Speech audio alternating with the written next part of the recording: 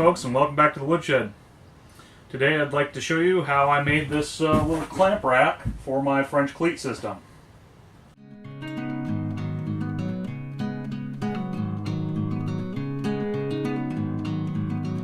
Tools you will need: a combination square, sliding T-bevel, a marking knife, brace, and bits with a slightly bigger diameter than the width of your clamp beam, a back saw, 3/4 inch chisel, and a plow plane or combination plane. Optional tools you may want are coping saw, a rasp, and some sandpaper.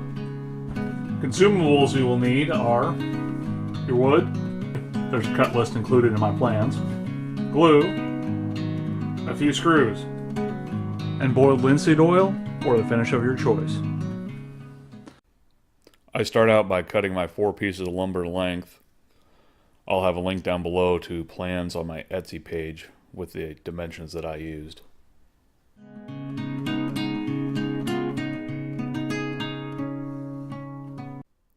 After cutting my lumber to length, I begin laying out the top piece. This is going to be a slot for the beam of the clamp, so I want the depth of it to be about the same thickness as the beam of the clamp. And I'm going to start with a hole using a drill bit ever so slightly wider than the beam.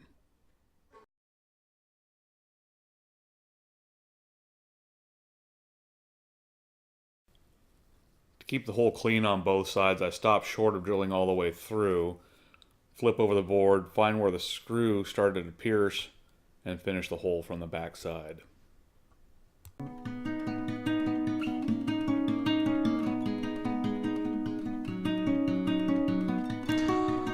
And of course you can always modify the holes to be wider for bar clamps.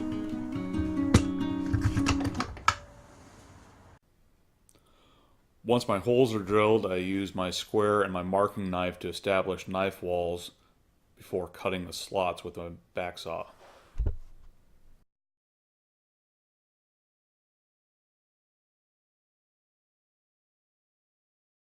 When you make these cuts, just remember to stay to the inside of your mark. So that wraps up the shelf portion. It's just a board with some slots. Let's move on to the supports.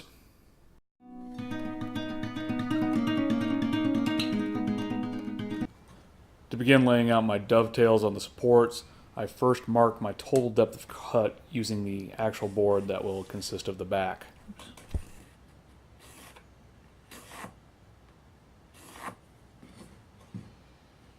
Now I haven't made myself a dovetail guide yet, so I simply measure on my workbench 7 inch or 1 inch and then set my sliding T-bevel to this ratio. It gives you a 1:7. You don't need to be exact, but that's a good point of reference.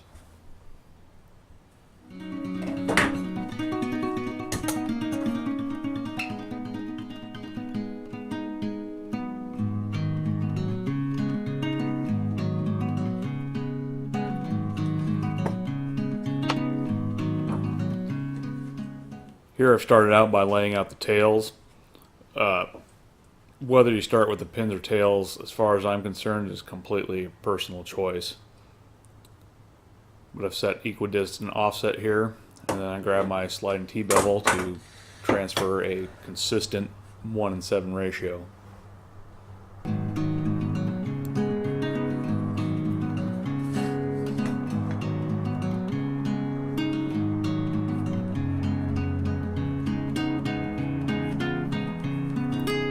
Even though this layout's simple, I still like to mark what part is my waist.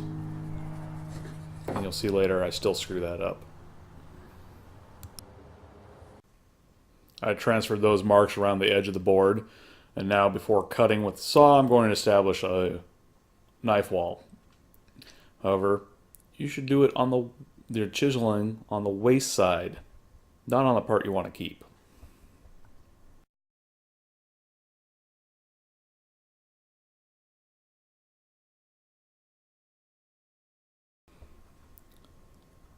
Now I can cut that angle Just be careful not to go past the maximum depth that you marked off of your backboard. Now I'm actually remembering which side I want to put my chisel on, the waist side. But anyhow, I'm establishing a knife wall here to make a nice clean cut to remove the waste. So once I've put that in, I come in with my back saw and complete the cut. This, of course, is the line that we marked using the thickness of our backboard.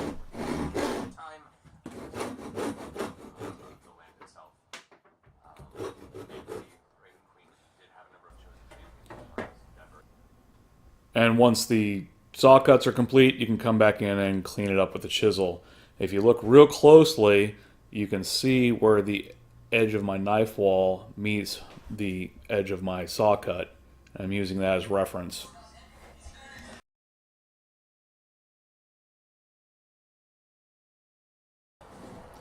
The back holds up the shelf with a dado and the supports with dovetails. I'm going to begin here by laying out the dado for the shelf.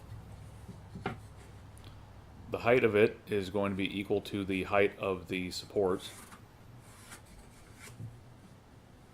I'm using a pencil here for you so you can see, but really, you should be using a marking knife. After setting the offset equal to the height of my supports, I do the actual width of the dado using the shelf.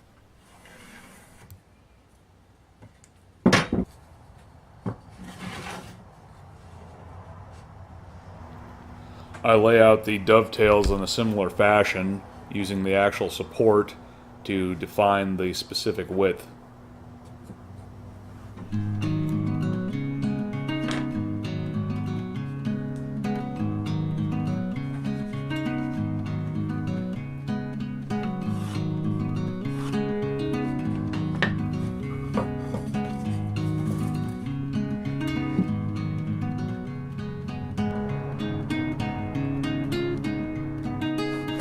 Now, I didn't do this in this order, but I believe that you're going to have an easier time cutting the dado before you cut your dovetails.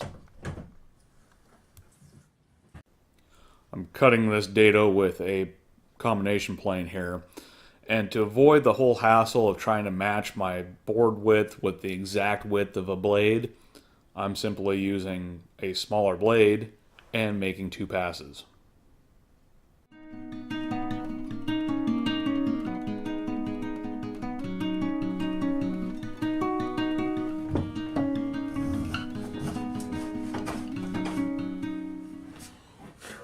A couple quick tips about plow planes, combination planes.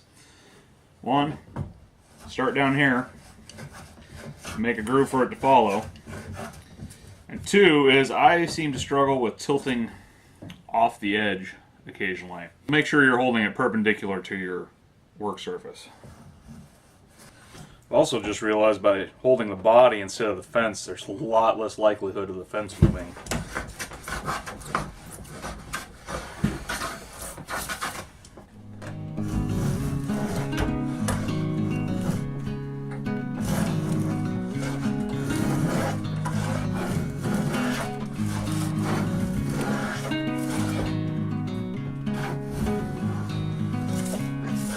The third pass clears out that little ridge of material left in the middle, and then I can test fit my plywood shelf. Unfortunately, I discovered at this point that this ancient scrap of plywood I used was slightly warped. But with a little finagling, it slid in and stayed there tightly. To transfer the shape of my dovetail onto the back piece, I've clamped it in my vise, protruding upwards a bit. I'm using the extra support as a spacer to hold up the support I'm tracing. Now I've carefully aligned it using my dado marks as a reference, and then transfer the lines.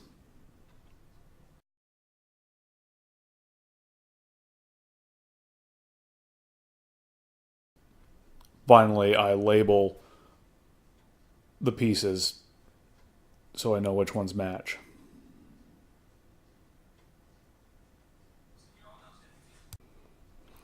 I extend the marks from my dovetail shape vertically along the surface on both sides here before sawing.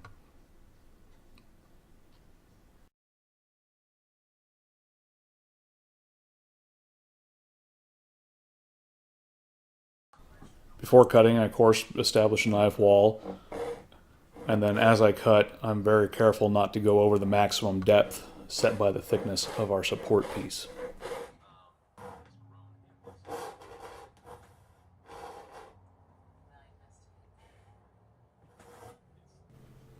To remove waste, you can bulk out the most of it with a coping saw, or you can use a chisel as I've done here.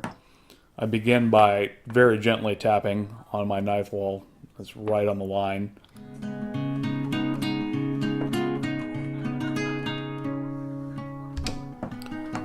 Then I make successively deeper cuts, working my way out, eventually flipping it over and finishing from the other side.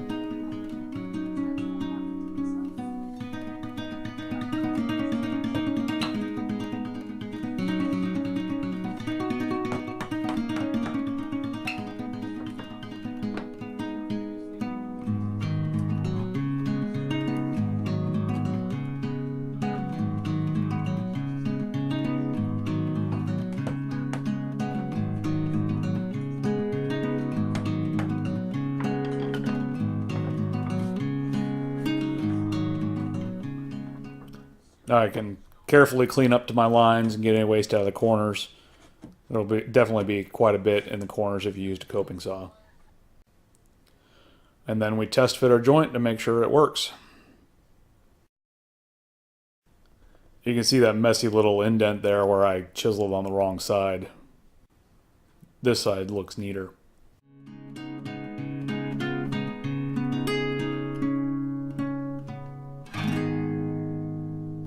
Well, I was going to glue this up, but it fits together so well.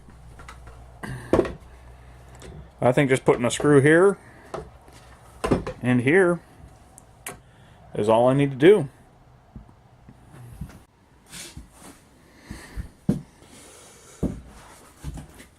And for our finishing touches, we'll round off these corners so I don't stab myself on them. And then slap a coat of boiled linseed oil on it. For extra flair, you can add a profile to your side support. And of course we need to attach our French cleat. I'm doing it with all mine with screws right now, just in case I decide to change things up in the future.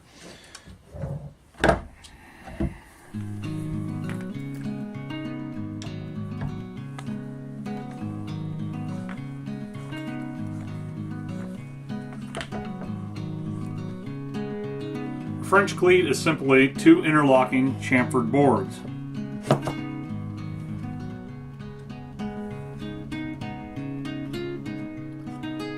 And once you add a front piece, they lock very securely together, but allow for removal and movement of your fixtures.